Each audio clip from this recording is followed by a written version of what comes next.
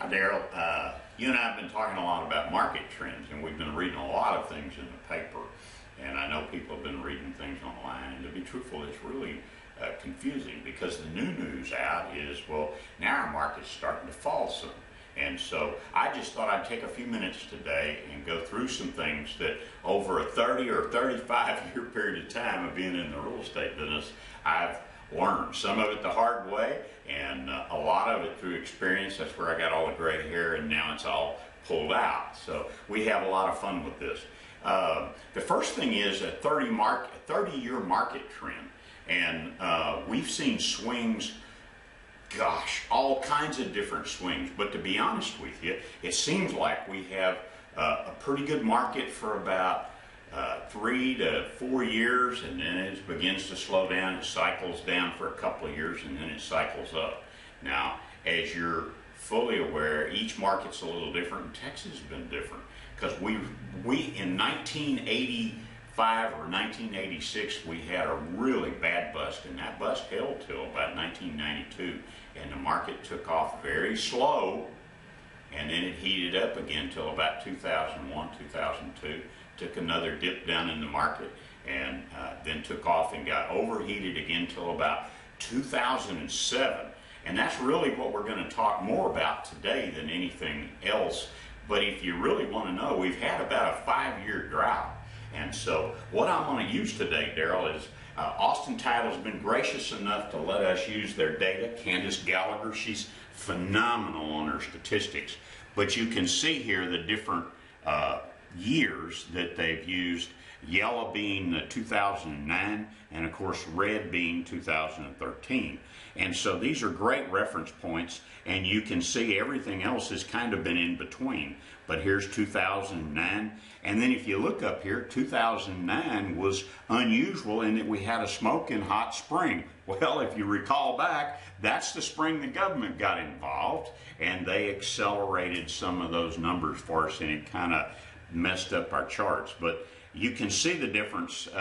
In June of 2009 we did about 2,000 units, and this year, let's just use May, we did 3,000 units in our Austin marketplace. So you can see the spread there, and this is pretty typical of what we see going into the spring of the year, and falls off some going into the holidays.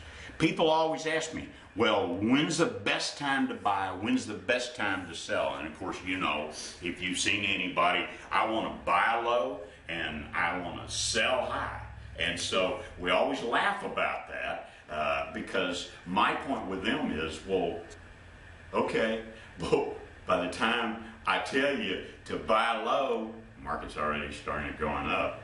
And by the time I tell you it's time to sell, well, the market's started going down. My point being, when to buy and when to sell.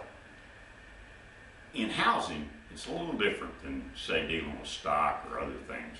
And a lot of it's got to do with if you're married, how your wife feels, if you got work, where your work is, so on and so forth. You do your very best you possibly can. But right now, even though the bottom of our market's already happened and gone up, we've probably got another 2, 3, maybe 4 years in this upswing.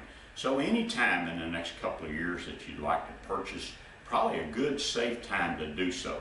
As a seller, we got lots of activity. If you're going to sell and then buy something else, well, you need to get in the market now.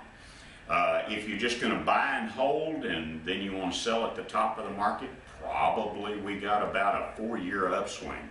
The problem is you don't want to wait too long, because normally what happens is that we're slow to go up, but man, when it goes down, it falls off the table. And so just always keep that in mind. Predictions, well, I think we're going to have, the next 12 months, we're going to have a pretty good real estate market. What's beginning to go on right now, and let's take a micro view of this. As you've read in the newspapers and you read this spring, you could see our market just, it took off like a rocket ship. And to be honest with you, never seen it take off that fast before coming out of a downturn market. But it did seem to peak, and it peaked in mid-April and May.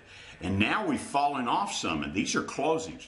So these numbers are a little distorted.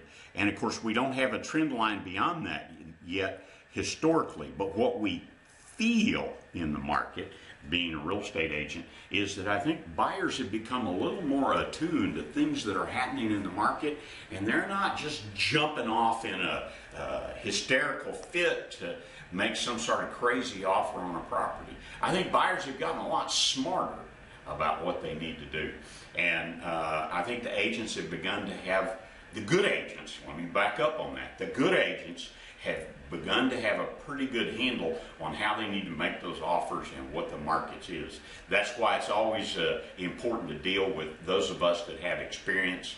Like I say, 30, 35 years in the business, you begin to learn some of those cycles. You spot them quick and make adjustments and reactions to those. But I really feel in my heart we're beginning to see a little bit of adjustment in this market. That's why we'd love to visit with you, talk to you about real estate in our Georgetown and Williamson County market.